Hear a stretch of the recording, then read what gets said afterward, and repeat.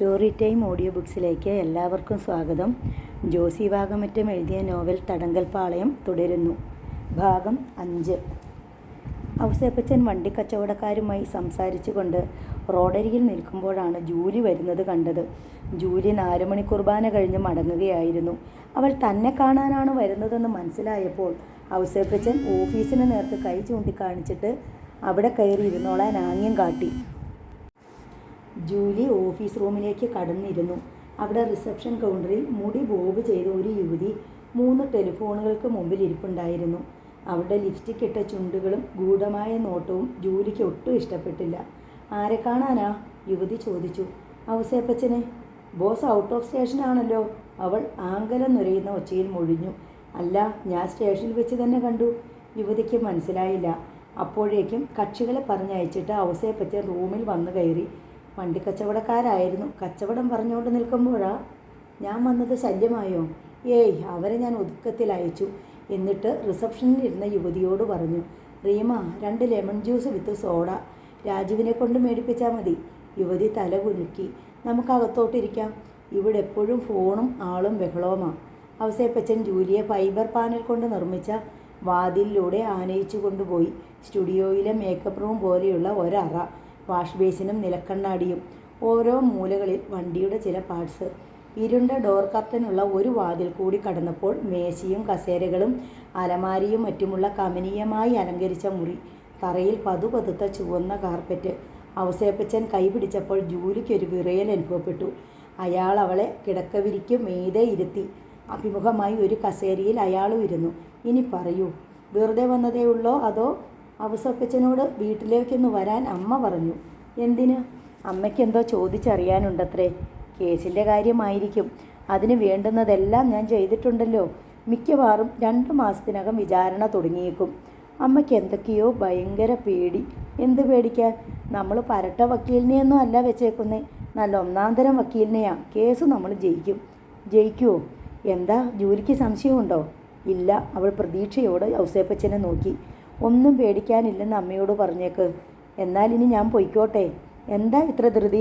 ഞാൻ lemon juice പറഞ്ഞിട്ടുണ്ട്, അത് വരട്ടെ. അവൾ മുറി ആകമാനം നോക്കി. ഇതെന്തിനാ ഇങ്ങനൊരു മുറി? ബെഡ്റൂം പോലെ. എനിക്കൊരിടത്തിരിക്കാൻ നേരമില്ലല്ലോ. എപ്പോഴും ഓട്ടമല്ലേ. ക്ഷീണിക്കുമ്പോൾ ഒന്ന് തല ചായ്ക്കണമെന്ന് തോന്നിയാൽ. ചാരിയ വാതിലിനപ്പുറത്ത് മുരടനക്കം കേട്ടു. അകത്തേക്ക് വാ, ഔസേപ്പച്ചൻ പറഞ്ഞു. ഒരു പയ്യൻ 2 ഗ്ലാസ് ലെമൺ ജ്യൂസുമായി കടന്നു വന്നു. അത് 2ഉം വാങ്ങിയിട്ട് ഒരെണ്ണം ഔസേപ്പച്ചൻ അവൾക്ക് കൊടുത്തു. പയ്യൻ തിരികെ പോയി. ഔസേപ്പച്ചനും ജൂലിയും മുഖത്തോട് മുഖം നോക്കിയിരുന്ന് ജ്യൂസ് കുടിച്ചു. ജൂലിയുടെ മുഖം തുടുത്തു. അവൾ എഴുന്നേറ്റ് ഗ്ലാസ് മേശപ്പുറത്ത് വെച്ചു. ഇനി ഞാൻ പൊയ്ക്കോട്ടെ? ഔസേപ്പച്ചൻ ഒന്നും മിണ്ടാതെ തൻ്റെ ഗ്ലാസ് അവളുടെ നേർക്ക് നീട്ടി. അവൾ അത് വാങ്ങി മേശപ്പുറത്ത് വെച്ചിട്ട് അയാളുടെ മുന്നിൽ വന്ന് നിന്നു. നേരം പോയി, അതുകൊണ്ടാ. അല്ലെങ്കിൽ കുറേ നേരം കൂടി എൻ്റെ അടുത്ത് ഇരുന്നേനെ അല്ലേ? അവൾ പുഞ്ചിരിയോടെ ഒളികണ്ണാൽ അയാളെ നോക്കി. ഔസേപ്പച്ചൻ പെട്ടെന്ന് കൈകൾ വിരിച്ച് അവളുടെ അരക്കെട്ടിൽ ചുറ്റിപ്പിടിച്ചു. എന്നിട്ട് മുഖം മേലോട്ട് മലർത്തി അവളെ നോക്കിക്കൊണ്ട് കുസൃതി നിറഞ്ഞ സ്വരത്തിൽ പറഞ്ഞു, അകന്നു പോകാൻ പോയ നിന്നെ എനിക്ക് തരാൻ ദൈവം തമ്പുരാൻ ഒപ്പിക്കുന്ന ഓരോ ചുറ്റിക്കളികൾ. വിട ഔസേപ്പച്ച, വല്ലവരും കാണും. ഇവിടെ എൻ്റെ അനുവാദം കൂടാതെ ആർക്കും ഒന്നും കാണാനൊക്കില്ല. അയാൾ പാതി നഗ്നമായ അവളുടെ വെളുത്ത വയറിന് മീതെ മുഖം ചേർത്തു. ജൂലി പിടഞ്ഞുപോയി. അവൾ പരിഭ്രമിച്ച് 4 പാടും നോക്കി. ഔസേപ്പച്ച, വിറയാർന്ന സ്വരത്തിൽ അവൾ വിളിച്ചു. തൻ്റെ വയറിന് മീതെ വൃത്തം വരച്ച് ഉൾക്കിടിലങ്ങൾ ഉയർത്തിക്കൊണ്ട് മുകളിലേക്ക് അമർന്നുരസി കയറിയ അയാളുടെ മുഖത്തെ പ്രതിരോധിക്കാനാവാതെ അവൾ തളർന്നു നിന്നു. ഔസേപ്പച്ചൻ എഴുന്നേറ്റ് കഴിഞ്ഞിരുന്നു. അവളുടെ വികാരഭരിതമായ മിഴികളിലേക്ക് ഉറ്റുനോക്കിക്കൊണ്ട് അയാൾ മന്ത്രിച്ചു, നിന്നെ ഞാൻ മോഹിച്ചതിന് കണക്കില്ല. നാരങ്ങാനീരിൻ്റെ നനവാർന്ന മാധുര്യമൂർന്ന ചുണ്ടുകളിൽ അയാൾ ചുംബിച്ചു. നിന്നെ എനിക്ക് വേണം, ഇന്നല്ല വേറൊരു ദിവസം. അയാൾ തൻ്റെ ആലിംഗനത്തിൽ നിന്ന് അവളെ മോചിപ്പിച്ചു. കിതപ്പും തളർച്ചയും കൊണ്ട് ജൂലിക്ക് ശ്വാസമുട്ടൽ അനുഭവപ്പെട്ടു. വാ പോകാം.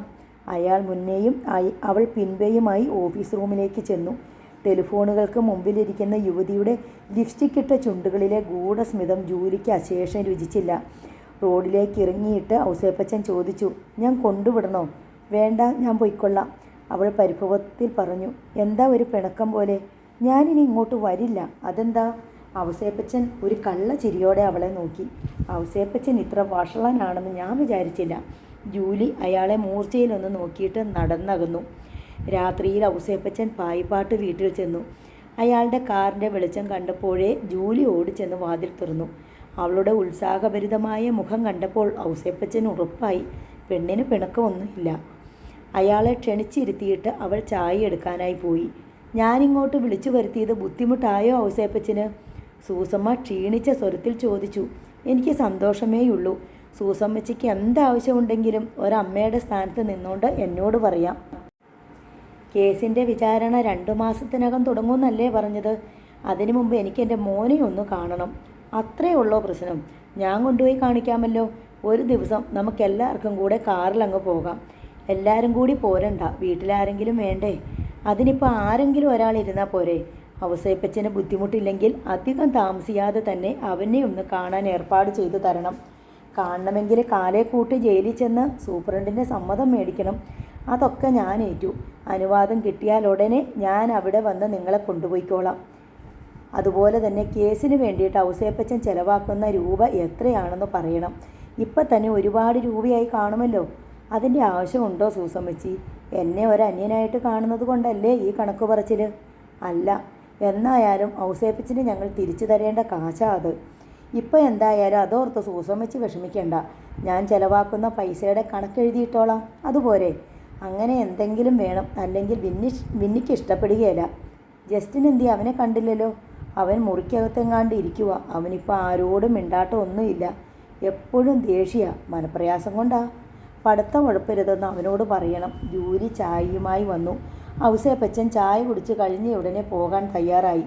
എന്നാൽ ഞാൻ ഇറങ്ങട്ടെ. കാറിൻ്റെ സ്വിച്ച് കീ ടീപ്പോയ്മേൽ മറന്നു വെച്ചിട്ടാണ് അയാൾ മുറ്റത്തേക്ക് ഇറങ്ങിയത്. കാറിനടുത്ത് ചെന്നപ്പോഴാണ് കീയുടെ കാര്യം ഓർത്തത്. തിരികെ വരാൻ ഭാവിക്കുമ്പോൾ ജൂലി ഒരു കുസൃതി ചിരിയോടെ അങ്ങോട്ട് ചെന്നു. താക്കോലില്ലാതെ കാർ ഓടിക്കുന്നത് കാണാൻ വേണ്ടി വന്നതാ, അവൾ പറഞ്ഞു. താക്കോല് ജൂലിയുടെ കയ്യിലുണ്ടെങ്കിൽ എൻ്റെ വണ്ടി താനേ ഓടിക്കോളും, ഔസേപ്പച്ചൻ പറഞ്ഞു. ഏതായാലും ഇപ്പോഴേ താക്കോൽ എന്നെ ഏൽപ്പിക്കണ്ട, എന്നാ പിടിച്ചോ. അവൾ താക്കോൽ നീട്ടി. അത് വാങ്ങുന്നതിനിടയിൽ ഔസേപ്പച്ചൻ കുസൃതിയോടെ അവളെ നോക്കി. മുമ്പത്തെ ദേഷ്യവും പിണക്കമൊക്കെ ഇപ്പം എവിടെ പോയി? അതെല്ലാം ഞാൻ പിന്നത്തേക്ക് മാറ്റി വെച്ചിരിക്കുക. സാറിപ്പോൾ പോയാട്ടെ. ശരി, ഗുഡ് നൈറ്റ്. അയാൾ കാറിൽ കയറി ഓടിച്ചു പോയി. ഏതാനും ദിവസങ്ങൾക്ക് ശേഷം ഔസേപ്പച്ചൻ പായിപ്പാട്ട് വീട്ടിലെത്തി. വിൻസെൻറ്റിനെ കാണാൻ അനുവാദം വാങ്ങിച്ചിട്ടുണ്ടെന്ന് അറിയിച്ചു. നാളെ പോകണം. പോകാനുള്ളവർ നാളെ തയ്യാറായി ഇരുന്നേക്കണം, അയാൾ പറഞ്ഞു. ആരൊക്കെയാണ് പോകേണ്ടതെന്ന് മാത്രം തീരുമാനമായില്ല. എല്ലാവർക്കും പോയി വിൻസെൻറ്റിനെ കാണണം. ജൂലി വീട്ടിലിരിക്കട്ടെ, ബാക്കിയുള്ളവർക്കെല്ലാം കൂടി പോകാം, ഔസേപ്പച്ചൻ പറഞ്ഞു. അതെന്താ, വിന്നിച്ചായനെ എനിക്കും കാണണ്ടേ? ജൂലി തർക്കിച്ചു. ജൂലിയെ പിന്നൊരു ദിവസം കൊണ്ടുപോകാം, ഔസേപ്പച്ചൻ തീർപ്പ് കൽപ്പിച്ചു. കാറിനരികിൽ വെച്ച് ജൂലി ഔസേപ്പച്ചനോട് പരിഭവിച്ചു. എന്നെ മാത്രം കൊണ്ടുപോകാത്തത് കുറച്ച് കഷ്ടമായി പോയി കേട്ടോ. നിന്നെ കൊണ്ടുപോയാൽ പോരെ? നാളെ തന്നെ വേണമെന്നുണ്ടോ? നമുക്ക് 2 പേർക്കും കൂടി വേറൊരു ദിവസം പോകാം. ജൂലിക്ക് അത് തൃപ്തികരമായി തോന്നി. പിറ്റേന്ന് രാവിലെ തന്നെ പുറപ്പെട്ടു. 11 മണിക്കായിരുന്നു കൂടിക്കാഴ്ച. ജയിൽ വേഷത്തിൽ മകനെ കണ്ട സൂസമ്മയുടെ നെഞ്ചു പിടഞ്ഞു. ദുഃഖവും നിരാശയും കൊണ്ട് വിൻസെൻറ്റിൻ്റെ ശിരസ് താണുപോയിരുന്നു. അമ്മ അടിമുടി നോക്കുന്നത് കണ്ട് അവൻ സ്വയം ഒന്ന് ചിരിച്ചു. അവൻ തന്നെത്താൻ പരിഹസിക്കുന്ന മട്ടിലൊന്ന് ചിരിച്ചു. നല്ല വേഷമല്ലേ അമ്മേ? അവൻ്റെ സ്വരത്തിൽ വിറ പടർന്നിരുന്നു. സൂസമ്മ മകനെ നോക്കി വിങ്ങിപ്പൊട്ടി. നിനക്ക് ഗതി വന്നല്ലോ എൻ്റെ മോനെ. അവർ സാരി തലപ്പ് കൊണ്ട് വായി പൊത്തിക്കരഞ്ഞു. അവൻ പെട്ടെന്ന് സന്തോഷം അഭിനയിക്കാൻ ശ്രമിച്ചു. എനിക്കിവിടെ സുഖമാണമ്മേ, വലിയ വിഷമങ്ങളൊന്നുമില്ല. ആഹാരം കിട്ടുന്നുണ്ട്, ദാഹത്തിന് വെള്ളവും, പണിയൊന്നും ചെയ്യണ്ടല്ലോ. കുറച്ചു കാലം വിശ്രമിച്ചോട്ടെ എന്ന് കരുതിയായിരിക്കും ദൈവം. അവൻ്റെ കണ്ണിൽ നനവിൻ്റെ തിളക്കം കാണാമായിരുന്നു. സൂസമ്മ അവൻ്റെ വിരലുകൾക്കു മീതെ കൈപ്പട അമർത്തി. അവരുടെ കൈ വിറയ്ക്കുന്നുണ്ടായിരുന്നു. ദൈവത്തെ മുറുകെ പിടിച്ചോളണം എൻ്റെ മോൻ, എന്നും പ്രാർത്ഥിച്ചോളണം. എല്ലാം സഹിക്കാൻ കരുത്ത് തരണേന്ന്. എല്ലാം ശരിയാകും. ഇതൊക്കെ ഓരോ പരീക്ഷണങ്ങളായിട്ട് വിചാരിച്ചാൽ മതി. എനിക്ക് നിങ്ങളെയൊക്കെ ഓർത്തേയുള്ളൂ അമ്മേ വിഷമം.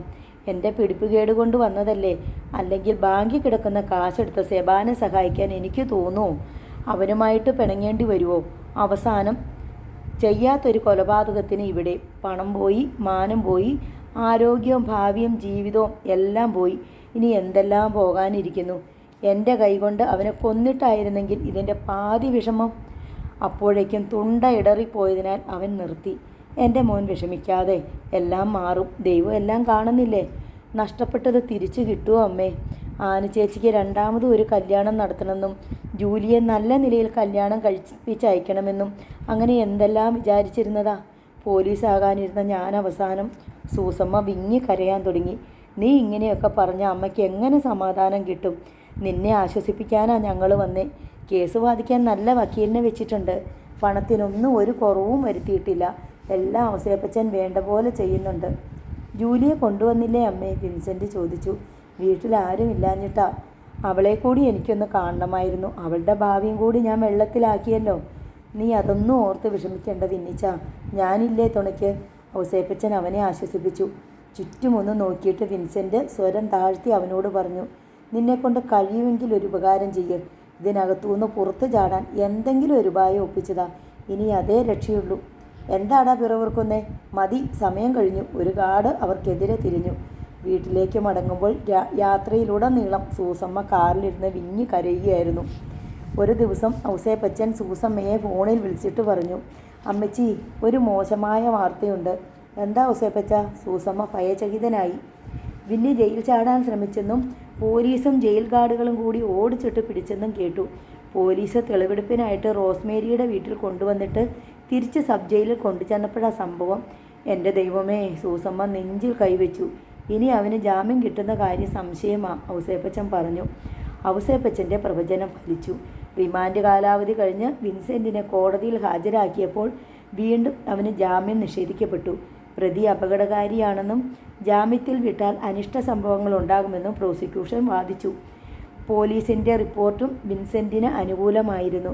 പ്രതി സാക്ഷികളോട് പ്രതികാരം ചെയ്യാൻ സാധ്യതയുണ്ടെന്നും കൂടാതെ പ്രതിയുടെ ജീവന് അപകട ഭീഷണി ഉണ്ടെന്നും പ്രതി നാട് വിടാൻ ഇടയുണ്ടെന്നും ജയിൽ ചാടാൻ ശ്രമിച്ച പ്രതിയെ ജാമ്യത്തിൽ വിടുന്നത് സുരക്ഷാപരമായ കാരണങ്ങളാൽ അനുവദിക്കരുതെന്നും പോലീസ് റിപ്പോർട്ട് നൽകി. വീണ്ടും വിൻസെൻറ്റിന് ജാമ്യം നിഷേധിക്കപ്പെട്ടു. സെബാസ്റ്റ്യൻ കൊലക്കേസിൻ്റെ വിചാരണ തുടങ്ങിയ ദിവസം ഔസേപ്പച്ചനും കോടതിയിലെത്തിയിരുന്നു. കൈവിലങ്ങുകളോടെയാണ് വിൻസെൻറ്റിനെ കോടതിയിലേക്ക് കൊണ്ടുവന്നത്. അയാളെ കോടതി മുറിക്കുള്ളിലേക്ക് കയറ്റി നിർത്തി പോലീസുകാർ കാവൽ നിന്നു. വിൻസെൻറ്റിനെ കണ്ടാൽ ഒരു വന്യമൃഗത്തെ പോലെ തോന്നുമായിരുന്നു. മെരിക്കാത്ത മൃഗത്തെ കൂട്ടിലിട്ടടച്ചിട്ടെന്ന പോലെ അയാൾ നാലുപാടും പകച്ചു നോക്കുന്നുണ്ടായിരുന്നു. മാസങ്ങൾക്ക് ശേഷമാണ് പുറം ലോകവും അതിലെ മനുഷ്യരെയും കാണുന്നത്. അന്നത്തെ വിചാരണയ്ക്ക് ശേഷം പോലീസ് വിൻസെൻറ്റിനെ കോർട്ട് ഹാളിൽ നിന്ന് പുറത്തേക്ക് കൊണ്ടുപോയി. പോലീസ് വാനിൻ്റെ പിൻവാതിൽ തുറന്നു കൊടുക്കുമ്പോൾ സമനില തെറ്റിയതുപോലെ വിൻസെൻ്റ് ചുറ്റും പതറി നോക്കുന്നുണ്ടായിരുന്നു. ഔസേപ്പച്ചൻ പായിപ്പാട്ട് മുറ്റത്ത് കാർ നിർത്തി. കോട്ടയത്ത് സെഷൻസ് കോടതിയിൽ പോയി മടങ്ങി വരികയായിരുന്നു ഔസേപ്പച്ചൻ. സെബാസ്റ്റ്യൻ കൊലക്കേസിൻ്റെ വിചാരണ നടക്കുന്ന ദിവസങ്ങളിലെല്ലാം ഔസേപ്പച്ചൻ കോടതിയിൽ പോവുക പതിവായിരുന്നു. അതത് ദിവസങ്ങളിൽ തന്നെ പായിപ്പാട്ട് വീട്ടിലെത്തി വിചാരണയുടെ വിശദാംശങ്ങൾ സൂസമ്മയെയും കുടുംബങ്ങളെയും അറിയിക്കുന്നതിനും അവരെ ആശ്വസിപ്പിക്കുന്നതും തൻ്റെ കടമയായി അയാൾ കരുതി പോന്നു. ഔസേപ്പച്ചൻ സിറ്റൗട്ടിലേക്ക് കയറുമ്പോഴേക്കും ജൂലി വന്നു വാതിൽ തുറന്നു കഴിഞ്ഞു. ഇന്ന് പതിവിലെ നേരത്തെയാണല്ലോ, ജൂലി പറഞ്ഞു. വർക്ക്ഷോപ്പിലൊന്നും കയറിയില്ല. ഔസേപ്പച്ചൻ ഇരിപ്പുമുറിയിലേക്ക് കടന്നു. ഞങ്ങൾ ഔസേപ്പച്ചനെ നോക്കിയിരിക്കുമായിരുന്നു. അടുക്കളയിൽ നിന്ന് ഇരിപ്പുമുറിയിലേക്ക് വന്ന സൂസമ്മ പറഞ്ഞു, ഇരിക്കുക ഔസേപ്പച്ച. ഔസേപ്പച്ചൻ കസേരയിലിരുന്നു. ആനിയുടെ മകൻ ഓടിച്ചാടി വന്ന് ഔസേപ്പച്ചനെതിരെ ഒരു കസേരയിൽ കയറിയിരുന്നു. ആനി വാതിലിൻ്റെ കട്ടള ചാരി നിന്നു. ഇത് ഞാൻ മോന് വാങ്ങിക്കൊണ്ടു വന്നതാ. ഔസേപ്പച്ചൻ എഴുന്നേറ്റ് ചെന്ന് കയ്യിലിരുന്ന പ്ലാസ്റ്റിക് കൂടെ മോനെ ഏൽപ്പിച്ചു. ഔസേപ്പച്ചനോട് ഞാൻ എപ്പോഴും പറയുന്നതല്ലേ ഇതിൻ്റെ ഒന്നും ആവശ്യമില്ലെന്ന് ആനി സ്നേഹപൂർവ്വം ശാസിച്ചു. വിന്നിച്ചൻ ഇവിടെ ഉണ്ടെങ്കിൽ മോൻ എന്തെല്ലാം വാങ്ങിക്കൊടുക്കാറുണ്ട്. ഇതും അതുപോലെ കരുതിയാൽ മതി അല്ലേടാ കുട്ടാ. അവൻ്റെ കവളത്തൊന്ന് തോണ്ടിയിട്ട് ഔസേപ്പച്ചൻ വന്ന് കസേരയിലിരുന്നു. കേസിൻ്റെ കാര്യം അറിയാഞ്ഞിട്ടാ ഞങ്ങൾക്ക്, സൂസമ്മ വീർപ്പുമുട്ടലോടെ പറഞ്ഞു. ഒന്നും പേടിക്കണ്ട എൻ്റെ സൂസമ്മച്ചി, കേസിപ്പോൾ നമുക്ക് അനുകൂലമായിട്ട് തിരിഞ്ഞു എന്നാണ് വക്കീൽ പറഞ്ഞത്. അതെങ്ങനെയാ? ഒന്നാമത് കേസിന് സാക്ഷിയില്ലല്ലോ, സാഹചര്യ തെളിവല്ലേയുള്ളൂ. പ്രോസിക്യൂഷൻ കൊണ്ടുവന്ന തെളിവുകളും സാക്ഷികളും ഒക്കെ ദുർബലമാണെന്ന് കോടതിക്ക് തന്നെ ബോധ്യപ്പെട്ടിട്ടുണ്ട്. ഇന്ന് നമ്മുടെ വക്കീല് വാദിഭാഗം സാക്ഷികളെ ശരിക്കൊന്നു കുടഞ്ഞു. അവർ വരണ്ടുപോയി. ഇതെല്ലാം കേസിന് വിധി പറയുന്ന ജഡ്ജി കണ്ടോണ്ടല്ലേ അവിടെ ഇരിക്കുന്നത്. പെട്രോൾ പമ്പിലെ പയ്യനെയും സെബാൻ്റെ അനിയൻ കുഞ്ഞുമോനെയുമായി ഇന്ന് സാക്ഷി വിസ്താരം നടത്തിയത്. കുഞ്ഞുമോനോട് നമ്മുടെ വക്കീൽ ഇന്നൊരു ചോദ്യം ചോദിച്ചു. പരിചയമുള്ളവരുടെ എല്ലാം സ്വരം ഫോണിലൂടെ കേട്ടാൽ തിരിച്ചറിയാൻ പറ്റുമെന്ന്. കുഞ്ഞുമോന് മറുപടിയില്ലായിരുന്നു. ഹോട്ടൽ മരിയെന്ന് വിന്നിച്ചൻ ഫോണിൽ വിളിച്ചപ്പോൾ ഫോൺ എടുത്തത് അവനായിരുന്നെന്നാണല്ലോ മൊഴി. സൂസമ്മയുടെ മുഖത്ത് ആശ്വാസത്തിൻ്റെ വെളിച്ചം ദൃശ്യമായി. സാക്ഷിമൊഴികൾക്കൊന്നും ബലമില്ലെന്നേ, ഔസേപ്പച്ചൻ ഉത്സാഹത്തോടെ തുടർന്നു. കേസ് തള്ളിപ്പോകുമെന്ന വിസ്താരം കേട്ടവരെല്ലാം പറഞ്ഞത്. അവർ മാത്രമല്ലല്ലോ, വേറെയും സാക്ഷികളുണ്ടല്ലോ ഔസേപ്പച്ച. സൂസമ്മ സംശയത്തിൽ അയാളെ നോക്കി. എല്ലാം നമ്മുടെ ആൾക്കാരല്ലേ സൂസമ്മച്ചി? ടയറിന് പഞ്ചറൊട്ടിക്കുന്ന ചെല്ലപ്പൻ, സ്റ്റേഷനറിക്കാരൻ സ്കറിയാച്ചൻ, ബാർബർ ഷോപ്പുകാരൻ, അങ്ങനെ എല്ലാവരെയും ഞാൻ കയ്യിലെടുത്തിട്ടുണ്ട്. കാശ് കുറേ ചിലവായി. എന്നാലെന്താ?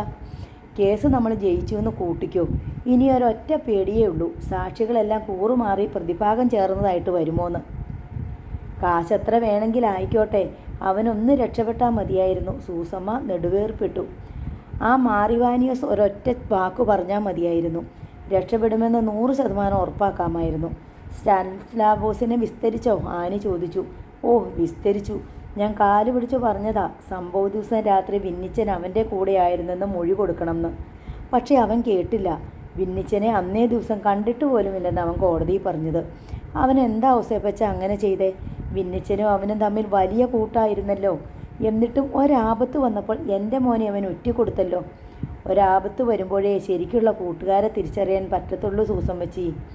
അവന് വല്ല നഷ്ടവുമുള്ള കേസാണോ? ഒരു വാക്ക് പറഞ്ഞാൽ പോരായിരുന്നോ? വിന്നിച്ചൻ്റെ കൂടെ അവനിവിടെ വരുമ്പം ഇഷ്ടമുള്ളതൊക്കെ ഉണ്ടാക്കി വിളമ്പി സൽക്കരിച്ചിട്ടുള്ളതാ ഞാൻ അവനെ. അതൊന്നും അവൻ ഓർത്തില്ലല്ലോ. മോളിലിരിക്കുന്ന ഒരാൾ ഇതെല്ലാം കാണുന്നില്ലേ സൂസമ്മച്ചി? കേസിന് ഇത്തിരി ബുദ്ധിമുട്ട് ഉണ്ടാകുമെന്നല്ലാതെ വിന്നിച്ചന് ഇതുകൊണ്ടൊന്നും ഒരു ദോഷവും വരികയില്ല. ഞാനല്ലേ പറയുന്നേ. നിങ്ങളാരും അതോർത്ത് വിഷമിക്കേണ്ട. ആനി ഔസേപ്പച്ചന് ചായ കൊടുത്തു. അത് കുടിച്ച ശേഷം ഔസേപ്പച്ചൻ മടങ്ങി. ആ ചെറുക്കനും കൂടെ ഒരു സഹായത്തിനില്ലായിരുന്നെങ്കിലോ? സൂസമ്മ ആത്മകഥം എന്നോലെ പറഞ്ഞു. അവൻ എന്തു കൊടുത്താൽ തീരും ഈ കടപ്പാട്? ഔസേപ്പച്ചൻ ജൂലിയെ കെട്ടിക്കോട്ടെ എന്ന് ചോദിച്ചപ്പോൾ വിന്നിച്ചന് സമ്മതമല്ലായിരുന്നല്ലോ. കന്നാലി കച്ചവടക്കാരൻ്റെ മകനാണെന്നും പറഞ്ഞ് ആനി പറഞ്ഞു. എന്തൊരാക്ഷേപമായിരുന്നു വിന്നിച്ചായന്. ഇപ്പോൾ ഒരാപത്ത് വന്നപ്പോൾ ആ കന്നാലി കച്ചവടക്കാരൻ്റെ മകനേ ഉണ്ടായുള്ളൂ. ജൂലിയുടെ വാക്കുകളിൽ ലേശം അമർഷം ഉണ്ടായിരുന്നു. ഇനിയിപ്പോൾ വിന്നിച്ചന് എതിർപ്പൊന്നും കാണുകയില്ല, ആനി അഭിപ്രായപ്പെട്ടു. അവൻ ജയിലിൽ നിന്ന് ഇറങ്ങിയിരുന്നെങ്കിൽ ഈ കല്യാണം അങ്ങ് നടത്തിയേക്കാമായിരുന്നു. സൂസമ്മ അതും മനസ്സാ തീരുമാനിച്ചു കഴിഞ്ഞു. വിന്നിച്ചായൻ സമ്മതിച്ചില്ലെങ്കിലോ? ജൂലി ചോദിച്ചു. സമ്മതിക്കാതിരിക്കുവോ? സ്വന്തം കൂടപ്പിറപ്പിനെ പോലെ ഈ കേസിൻ്റെ കാര്യത്തിൽ ഓടി നടന്നത് ഔസേപ്പച്ചനല്ലേ? വിന്നിക്കും അറിയാവുന്ന കാര്യമല്ലേ? ഞാൻ സമ്മതിപ്പിക്കും, സൂസമ്മ ഉറപ്പ് കൊടുക്കുന്നത് പോലെ പറഞ്ഞു. വിന്നിച്ചായൻ സമ്മതിച്ചില്ലെങ്കിലും നിങ്ങളാരും സമ്മതിച്ചില്ലെങ്കിലും ഞാൻ ജീവിക്കുന്നെങ്കിൽ അത് ഔസേപ്പച്ചൻ്റെ കൂടെയായിരിക്കും, ജൂലി പ്രതിജ്ഞാസ്വരത്തിൽ പറഞ്ഞു. ആദ്യം വിൻസെൻ്റ് അവളുടെ ആഗ്രഹം നിഷേധിച്ചതിലുള്ള വേദനയും അമർഷവും അവളുടെ സ്വരത്തിൽ പ്രകടമായിരുന്നു. സൂസമ്മ മകളെ സൂക്ഷിച്ചു നോക്കി. ജൂലി വേഗം തിരിഞ്ഞ് അകത്തേക്ക് നടന്നുപോയി. അവരുടെ കല്യാണം നടത്തി കൊടുക്കണം അമ്മേ, ആനി പറഞ്ഞു. അവൻ ജയിലിൽ നിന്ന് ഇറങ്ങാതെ എങ്ങനെയാ? ജയിലിൽ നിന്ന് ഇറങ്ങുമ്പോഴേക്കും നടത്താൻ പറ്റിയ വിധം ബാക്കി കാര്യങ്ങളെല്ലാം തീരുമാനിച്ചുറപ്പിച്ച് വെക്കണം. അതിനൊക്കെ എന്നാ നേരം വേണം മോളെ?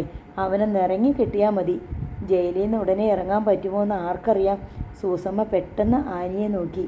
ആശങ്കാഭരിതമായ നോട്ടം. അതെന്നാ നീ അങ്ങനെ പറഞ്ഞേ? കേസിൻ്റെ വിസ്താരം തീരാൻ എത്ര കാലമെടുക്കും? ഇപ്പം തന്നെ 1.5 കൊല്ലമായില്ലേ അവൻ ജയിലിലായിട്ട്. ഔസേപ്പച്ചനുള്ളത് കൊണ്ട് ഒരു വിഷമവും നമ്മൾ അറിയുന്നില്ല. ഈ വീട്ടിലെ എല്ലാ കാര്യങ്ങളും അമ്മയുടെ മകൻ്റെ സ്ഥാനത്ത് നിന്ന് നോക്കി നടത്തുന്നില്ലേ? എത്ര നാൾ കാണിക്കാൻ പറ്റും ഈ ആത്മാർത്ഥത? കുറേ കഴിയുമ്പോൾ ആർക്കായാലും മുഷിയും. അതിനു മുമ്പേ കല്യാണം നടത്തുന്നതാ നല്ലത്. വിന്നി ജയിലിൽ നിന്ന് ഇറങ്ങിയിട്ട് ശിക്ഷ കിട്ടുകയാണെങ്കിൽ എന്നാ ചെയ്യും? സൂസമ്മ പകച്ചുപോയി. അല്ല, ഞാൻ പറഞ്ഞെന്നേയുള്ളൂ. അന്നേരം ഈ കുടുംബത്തിനൊരു ആൺതുണ വേണ്ടേ? ആനി കൂട്ടിച്ചേർത്തു. അന്ന് രാത്രി ജൂലി ഔസേപ്പച്ചനെ ഫോണിൽ വിളിച്ചു. മിക്കവാറും ഇത് പതിവുള്ളതാണ്. ഒന്നെങ്കിൽ ഔസേപ്പച്ചൻ ജൂലിയെ വിളിക്കും, അല്ലെങ്കിൽ ജൂലി അങ്ങോട്ട് വിളിക്കും. ഔസേപ്പച്ചൻ്റെ ഹലോ കേട്ടതേ ജൂലി ചോദിച്ചു. ആ പെണ്ണവിടെ ഉണ്ടല്ലേ? ഓ, ജൂലിയാണോ? ഏത് പെണ്ണിൻ്റെ കാര്യമാണ് പറഞ്ഞേ? ഔസേപ്പച്ചൻ്റെ റിസപ്ഷനിസ്റ്റ്. അതിനെന്താ, അവളവിടെ ഇരുന്നോട്ടെ. നമ്മുടെ കല്യാണം കഴിഞ്ഞാൽ പിന്നെ അവളെ അങ്ങ് പിരിച്ചു വിട്ടേക്കണം. അതുവരെ എനിക്ക് അവിടെ വെച്ചോണ്ടിരിക്കാമല്ലേ? വായിന്ന് വഷളത്തരമേ വരുവുള്ളല്ലോ. ദേ, ഞാൻ ഫോൺ വെച്ചു. വെക്കല്ലേ ജൂലി മോളെ. ജൂലി പ്രതികരിച്ചില്ല. അവളെ പിരിച്ചുവിട്ടാൽ പകരം ഞാൻ ആരെ ഇരുത്തും റിസപ്ഷനിസ്റ്റായിട്ട്? ഞാൻ വന്നിരുന്നോളാം. ഷുവർ. പക്ഷെ നിൻ്റെ വിന്നിച്ചൻ നമ്മുടെ കല്യാണത്തിന് സമ്മതിക്കില്ലല്ലോ. സമ്മതിച്ചില്ലെങ്കിലും എനിക്ക് പ്രശ്നമില്ല. എനിക്ക് അമ്മയുടെ സമ്മതം മതി. അമ്മ സമ്മതിച്ചോ? അമ്മയെ സമ്മതിച്ചു, ചേച്ചി സമ്മതിച്ചു. എന്തു വന്നാലും കല്യാണം നടത്തി തരാമെന്ന് വാക്കും തന്നു. അതാ പറഞ്ഞ് അവളെ പിരിച്ചു വിട്ടേക്കാൻ. ചിരിച്ചുകൊണ്ടു പാതി കളിയായും പാതി കാര്യമായും ജൂലി പറഞ്ഞു. ഓ, സമ്മതിച്ചു. ഔസേപ്പച്ചൻ എന്നെ വിന്നിച്ചായൻ്റെ അടുത്ത് കൊണ്ടുപോകാമെന്ന് പറഞ്ഞിട്ട് ഞാൻ എത്ര നാളായി വിന്നിച്ചായനെ കണ്ടിട്ട്. ഞാൻ കൊണ്ടുപോകാം. Promise promise. അടുത്ത ആഴ്ച. ശരി, വെക്കട്ടെ. Okay, good night. അടുത്ത വ്യാഴാഴ്ച ഔസേപ്പച്ചൻ പായിപ്പാട്ട് വീട്ടിലേക്ക് വിളിച്ചു. സൂസമ്മയാണ് ഫോണെടുത്തത്. ഞാനാ ഔസേപ്പച്ചൻ. ജൂലിയോട് പോകാൻ ഒരുങ്ങിയിരുന്നോളാൻ പറ. എങ്ങോട്ടാ ഔസേപ്പച്ച? സൂസമ്മ അമ്പരപ്പോടെ ചോദിച്ചു. ജൂലിക്ക് വിന്നിച്ചനെ കാണണമെന്ന് പറഞ്ഞിരുന്നല്ലോ. ഇന്ന് വൈകുന്നേരം 4 മണിക്ക് കാണാൻ അനുവാദം കിട്ടിയിട്ടുണ്ട്. ഷോ, ജസ്റ്റിനും ഇവിടെ ഇല്ലല്ലോ. ഒരു ദിവസം മുമ്പേ പറഞ്ഞിരുന്നെങ്കിൽ. ഇപ്പോഴാ അനുവാദം കിട്ടിയത്. ജൂലിയെ തനിച്ച് എങ്ങനെയാ വിടുന്നേ? ജസ്റ്റിനും കൂടെ ഉണ്ടായിരുന്നെങ്കിൽ. അതിന് ജസ്റ്റിൻ എന്തിനാ? ഞാനല്ലേ കൊണ്ടുപോകുന്നേ. കാറിലല്ലേ പോകുന്നതും വരുന്നതും. റെഡിയായിരുന്നോളാം പറ. ഞാൻ ഉടനെ കാറുമായി വന്നേക്കാം. ഓക്കേ. ഔസേപ്പച്ചൻ കാറുമായി എത്തിയപ്പോഴേക്കും ജൂലി പോകാൻ തയ്യാറായി നിൽപ്പുണ്ടായിരുന്നു. അവർ പുറപ്പെട്ടു. ജയിലിലെത്തിയപ്പോൾ 3:30 മണി.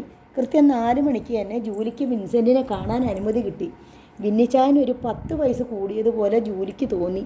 അയാൾ ക്ഷീണിതന് ഹതാശനുമായി മുഖത്തെല്ലാം കുറ്റിരോമങ്ങൾ നിറഞ്ഞിരുന്നു.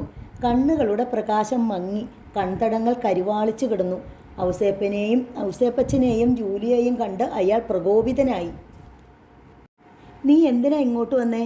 അയാൾ പരുഷമായി ചോദിച്ചു. വിന്നിച്ചായനെ ഒന്ന് കാണാൻ. എന്നെ കാണാൻ ഇങ്ങോട്ട് വരണ്ട. ഞാനെന്താ കാഴ്ചവസ്തുവോ? വിന്നിച്ചായ, ഞാൻ സൗകര്യപ്പെട്ടാൽ ഞാൻ അങ്ങോട്ട് വന്ന് കണ്ടോളാം. മനസ്സിലായോ? അയാൾ കോപതാപങ്ങളോടെ പറഞ്ഞു. ജൂലിക്ക് കരച്ചിൽ വന്നു. ഔസേപ്പച്ചൻ ഇനി എൻ്റെ വീട്ടിൽ നിന്ന് ആരെ ഇങ്ങോട്ട് കൂട്ടിക്കൊണ്ട് വരേണ്ട. വിൻസെൻ്റ് ഔസേപ്പച്ചനോട് പരുഷ സ്വരത്തിൽ പറഞ്ഞു. ജൂലിക്ക് വേണ്ട. വേറൊന്നും പറയാനില്ലല്ലോ? ഇല്ല. പൊയ്ക്കോ. വിൻസെൻ്റ് തിരിഞ്ഞു നടന്നു കഴിഞ്ഞു. കാറിൽ വന്നിരുന്ന് ജൂലി മുഖം പൊത്തി കരഞ്ഞു. സാരമില്ല ജൂലി, അവൻ്റെ വിഷമം കൊണ്ടല്ലേ. എന്നാലും വിന്നിച്ചായൻ എന്നോടൊട്ടും സ്നേഹമില്ലാത്ത പോലെ. എത്ര നാൾ കൂടിയാ കണ്ടത്. അവനെ ജയിൽ വേഷത്തിൽ ആരെങ്കിലും കാണുന്നത് അവന് ഇഷ്ടമല്ല. അല്ലാതെ സ്നേഹമില്ലാഞ്ഞിട്ടൊന്നുമല്ല. ഔസേപ്പച്ചൻ അവളെ ആശ്വസിപ്പിച്ചു. സെല്ലിനുള്ളിൽ തിരിച്ചെത്തിയ വിൻസെൻ്റ് ആകെ അസ്വസ്ഥനായിരുന്നു. ആരാ കാണാൻ വന്നത്? എരുമേലി വേലായുധൻ വിൻസെൻറ്റിൻ്റെ അടുത്ത് വന്നിരുന്നു. വിഗ്രഹമോഷണ കേസിൽ പ്രതിയാണ് വേലായുധൻ. സ്ഥിരം തൊഴിൽ വിഗ്രഹമോഷണം തന്നെ. എൻ്റെ പെങ്ങളാ. പെങ്ങള് കാണാൻ വന്നത് ഇഷ്ടപ്പെട്ടില്ല അല്ലേ? വിൻസെൻ്റ് മൗനം ആചരിച്ചു. നീ രക്ഷപ്പെടുന്ന കാര്യം സംശയമാണെന്നാ ഇവിടെ എല്ലാവരും പറയുന്നേ. ആ വക്കീല് കൊള്ളത്തില്ല. പേര് കേട്ട വക്കീലാ. അതു പണ്ട്. പാണ്ഡനായയുടെ കഥ പോലെയാ. എല്ലിനും പല്ലിനും ശൗര്യമൊന്നുമില്ല. പുള്ളിക്കാരൻ ഈയിടെ മറവിയും ജാസ്തിയാണെന്ന് കേട്ടു. വക്കീലന്മാർക്ക് മറവി വന്നാൽ എങ്ങനെ കേസ് ജയിക്കും? പഠിച്ചുകൊണ്ട് വരുന്ന പോയിൻ്റൊക്കെ മറന്നുപോയാൽ പിന്നെ രക്ഷയുണ്ടോ? അതിനും വിൻസെൻ്റ് മറുപടി പറഞ്ഞില്ല. കാശ് കൊടുത്തു നല്ലൊരു വക്കീലിനെ വെച്ചുകൂടായിരുന്നോ? നിന്റെ കേസിൽ ഷൈൻ ചെയ്യുന്നത് പ്രോസിക്യൂഷൻ വക്കീലാണെന്നാ കേൾവി. വിൻസെൻ്റ് മുഖം താഴ്ത്തി തലയിൽ 2 കൈയും വെച്ചിരുന്നു. നിനക്കെതിരെയുള്ള തെളിവെല്ലാം കൃത്യമാണെന്നും കേട്ടു. സാക്ഷിബലവും നിനക്ക് ദോഷം ചെയ്യും. വേണ്ടപ്പെട്ടവരോട് പറ എന്തെങ്കിലും ചെയ്യാൻ. ജീവനല്ലേടാ കൊച്ചനെ വലുത്. കേസ് ജയിക്കുമെന്ന് എനിക്കും പ്രതീക്ഷയില്ല. വിൻസെൻ്റ് പിറുപിറുത്തു. പിന്നെ എന്തോന്ന് പ്രതീക്ഷിച്ചാ ഇരിക്കുന്നേ? ചാടണം വേലായുധാ, അല്ലാതെ രക്ഷയില്ല. എങ്ങോട്ട് ചാടാൻ? ഇവിടെ അതിനൊന്നും സൗകര്യം കിട്ടില്ല. ശിക്ഷ കെട്ടുമെന്ന് ഉറപ്പാ. അത് കഴിഞ്ഞാൽ ചാടാൻ പറ്റുമോ? ചാടണമെങ്കിൽ ഒരൊറ്റ വഴിയേ ഉള്ളൂ. വിൻസെൻ്റ് മുഖമുയർത്തി ചോദ്യഭാവത്തിൽ നോക്കി. എന്ത് വഴി? ആശുപത്രിയിൽ അഡ്മിറ്റ് ആയിക്കൊള്ളണം. അവിടുന്ന് ചാടാനാ എളുപ്പം. ആശുപത്രിയിൽ അഡ്മിറ്റാകാൻ രോഗം വേണ്ടേ? രോഗം ഉണ്ടാക്കണം. വിൻസെൻ്റ് വേലായുധൻ്റെ മുഖത്തേക്ക് തുറിച്ചു നോക്കിയിരുന്നു. ഹോട്ടലിൽ നിന്ന് ഭക്ഷണം കഴിച്ചിറങ്ങിയപ്പോൾ 6 മണിയെ. സമയം. ജൂലി വേവലാതിപ്പെട്ടു. എനിക്ക് അല്പം ഷോപ്പിംഗ് ഉണ്ട്. അതുകൂടി കഴിഞ്ഞാൽ ഉടനെ പോകാം. ഒരു ടെക്സ്റ്റൈൽ ഷോപ്പിലും ജ്വല്ലറിയിലും ടോയ് ഷോപ്പിലും കയറി ഇറങ്ങി. ജൂലിക്ക് ഒരു സാരിയും ചുരിദാറും. ജ്വല്ലറിയിൽ നിന്ന് എമറാൾഡ് പിടിപ്പിച്ച സ്വർണ്ണമോതിരം. ആനിയുടെ മകന് ഒരു ജോഡി ഉടുപ്പുകളും കുറച്ച് കളിപ്പാട്ടങ്ങളും. സാരിയും ചുരിദാറും തനിക്കാണെന്നറിഞ്ഞ് ജൂലി വിലക്കുകയും പരിഭവിക്കുകയും ചെയ്തു. ഔസേപ്പച്ചൻ പക്ഷെ അത് വകവെച്ചില്ല. 7 മണി കഴിഞ്ഞ് കാറിൽ കയറുമ്പോൾ രാത്രി ആയതുകൊണ്ട് മുമ്പിലിരുന്നാൽ പ്രശ്നമൊന്നുമില്ല. ആരും കാണില്ല. ഔസേപ്പച്ചൻ അവളെ നിർബന്ധിച്ച് മുൻസീറ്റിൽ കയറ്റിയിരുത്തി. കാഞ്ഞിരപ്പള്ളി കഴിഞ്ഞപ്പോൾ കാറ്റും മഴയും തുടങ്ങി. കാറ്റ് ചീറ്റി അടിച്ചുകൊണ്ടിരുന്നു. കനത്ത മഴയും. റോഡിലെല്ലാം വൃക്ഷത്തലപ്പുകൾ ഒടിഞ്ഞു കിടക്കുന്നത് കാണാമായിരുന്നു. റോഡിൻ്റെ വളവ് നിവർത്തിയപ്പോൾ ഉപയോഗശൂന്യമായി പോയ പഴയ നിരത്തിലേക്ക് മാറ്റി ഔസേപ്പച്ചൻ വണ്ടി നിർത്തി. എന്താ ഇവിടെ നിർത്തിയത്? ജൂലി ചോദിച്ചു. ഇതുപോലത്തെ കാറ്റത്ത് മഴയത്ത് എങ്ങനെ വണ്ടി ഓടിക്കും? വല്ല മരവും മറിഞ്ഞ് കാറിന് മീതെ വീണാൽ നമ്മൾ രണ്ടും ക്ലോസ്. മഴയൊന്ന് കുറയട്ടെ, ഔസേപ്പച്ചൻ കാറിനുള്ളിലെ ലൈറ്റ് ഇട്ടു. സാരിയും ചുരിദാറും ഇഷ്ടപ്പെട്ടോ? ഇഷ്ടപ്പെട്ടു, പക്ഷെ അത് വേണ്ടിയിരുന്നില്ല. ആ ഇടത് കൈ നീട്ടിക്കേ. എന്തിനാ? നീട്ട്. ജൂലി കൈ നീട്ടി. ജ്വല്ലറിയിൽ നിന്നെടുത്ത മോതിരം ഔസേപ്പച്ചൻ അവളുടെ കൈവിരലിട്ട് കൊടുത്തു. എന്നിട്ട് ആ കൈമേലും മോതിരത്തിലും ചുംബിച്ചു. എനിക്ക് ഇങ്ങനെയൊക്കെ സ്നേഹം പ്രകടിപ്പിക്കാൻ അറിയൂ. അയാൾ അവളുടെ അടുത്തേക്ക് നീങ്ങിയിരുന്നു. തോളത്ത് കൈവച്ചുകൊണ്ട് പറഞ്ഞു, ഞാനൊരു കന്നാലി കച്ചവടക്കാരൻ്റെ മകനായി പോയില്ലേ? അത് ജൂലിയുടെ മനസ്സിൽ കൊണ്ടു. അവൾ മനസ്സർപ്പിക്കുന്ന പോലെ അയാളുടെ തോളത്തേക്ക് ശിരസ് ചേർത്തു. ഔസേപ്പച്ചൻ അവളുടെ കഴുത്തിലൂടെ കൈയിട്ട് അവളെ കുറേ കൂടി ചേർത്തു പിടിച്ചു.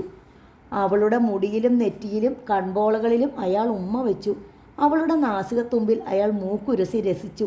അവൾ വിധേയത്വത്തോടെ അയാളുടെ കരവലയത്തിൽ ഒതുങ്ങിയിരുന്നു. തൻ്റെ ചുണ്ടുകളിൽ ഉമ്മ വെച്ചപ്പോൾ അവൾ മെല്ലെ ഒന്ന് കുതറിയെങ്കിലും ഔസേപ്പച്ചൻ അവളുടെ പിൻകഴുത്തിൽ ബലമായി പിടിച്ചു. മുഖം തൻ്റെ മുഖത്തോട് ചേർത്തു. ജൂലി പെട്ടെന്ന് തന്നെ കീഴടങ്ങി. ഇത്തവണ കടിഞ്ഞാണില്ലാത്ത കുതിരകളെപ്പോലെ മേച്ചിൽപ്പുറങ്ങൾ തേടി ഉഴറിയ അയാളുടെ വിരലുകളെയും അവൾ ചേർത്തില്ല. ലാളനകളിൽ മുഴുകി ആശ്ലേഷബദ്ധരായി അവരങ്ങനെ കുറേ നേരം ഇരുന്നു. മതിവരാത്ത മോഹത്തോടെ അവളെ നോക്കി അയാൾ മന്ത്രിച്ചു, നമുക്ക് പോകാം. അവൾ മൂളി. കാർ നീങ്ങി. മുളങ്കര ടൗണിലെ കടകളെല്ലാം അടഞ്ഞുകിടന്നു. തെരുവുകൾ വിജനമായിരുന്നു.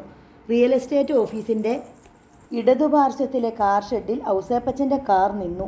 കാറിൻ്റെ ലൈറ്റ് അണച്ചതോടെ എല്ലായിടത്തും കുറ്റാകൂറ്റി ഇരുട്ടായി. ഇറങ്ങി വാ. അയാൾ അവളുടെ കൈ പിടിച്ച് ഇറക്കി. വാതിൽ തുറന്ന് അകത്ത് കയറി. എന്തിനാ ഇവിടെ? ജൂലി വേപതുവോടെ ചോദിച്ചു.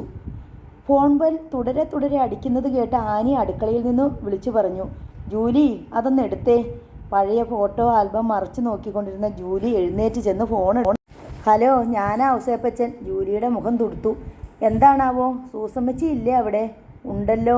ജൂലി ചെന്ന് സൂസമ്മയെ വിളിച്ചുകൊണ്ട് വന്നു. സൂസമ്മ ഫോൺ എടുത്തു. എനിക്ക് സൂസമ്മച്ചിയോട് അല്പം കാര്യങ്ങൾ പറയാനുണ്ട്. ഇപ്പോഴല്ല, നാളെ. അതെന്തിനാ ഔസേപ്പച്ച? ഞാനെപ്പോഴും ഇവിടെ കാണൂലോ. നാളെ കാലത്ത് പള്ളി കഴിയുമ്പോഴേക്കും ഞാൻ അങ്ങോട്ട് വരുന്നുണ്ട്. ശരി, വെക്കട്ടെ. ഔസേപ്പച്ചൻ ഫോൺ വെച്ചു. എന്താ അമ്മേ? ജൂലി ചോദിച്ചു.